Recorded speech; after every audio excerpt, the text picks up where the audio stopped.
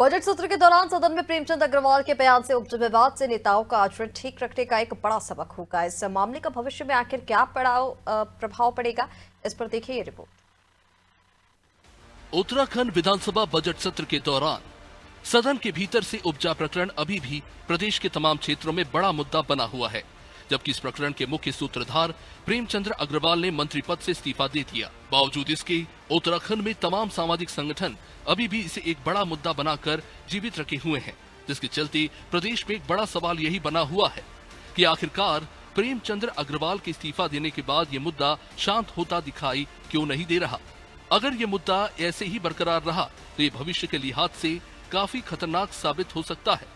हालांकि भाजपा विधायक विनोद चमोली इस पूरे मामले को नेताओं के लिए सबक बता रहे हैं। वही राजनीतिक विश्लेषक जयसिंह रावत का कहना है कि पूर्व मंत्री प्रेमचंद अग्रवाल के कारण उत्तराखंड जैसे नए राज्य में पहाड़ी और मैदानी का जो विवाद खड़ा हुआ है वो बहुत ही दुर्भाग्यपूर्ण है और इस तरह की छोटी सोच प्रगति करने वाले राज्य के लिए ठीक नहीं।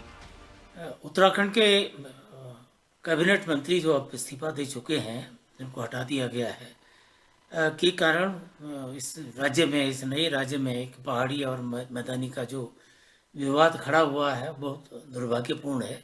अब इस तरह का जो डिवाइसिव सोच है जिसकी भी है, वो इस नए राज्य के लिए, प्रगति करने वाले राज्य के लिए ठीक नहीं है। लेकिन इसके लिए तो पहला दोषी तो रूलिंग पार्टी को ही दिया जाएगा, जिन्होंने इतना समय इसमें लगाया।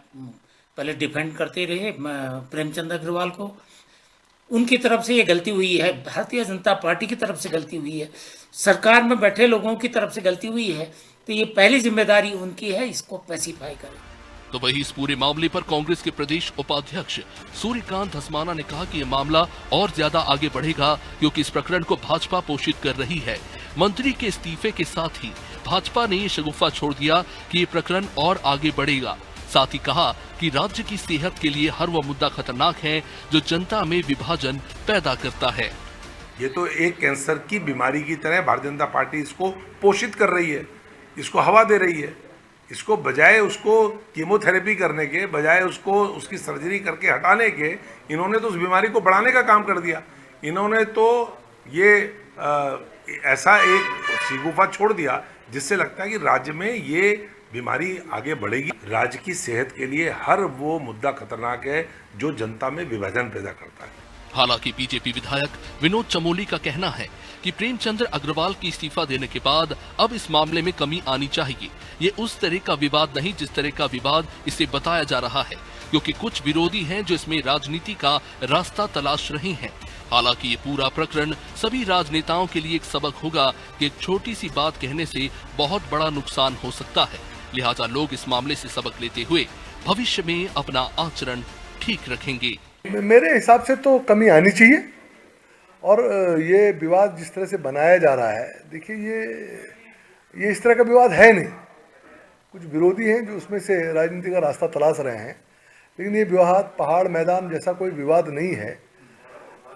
प्रेम अग्रवाल जी ने कोई बात कही, उस बात को लेकर लोगों में नाराजगी हुई, लोगों ने आपत्ति उठाई, लेकिन वो व्यक्ति के द्वारा कही गई बात है, वो कोई पार्टी ने नहीं कहा है, व्यक्ति के द्वारा कही गई बात है। आज उसका समाधान भी हो गया है।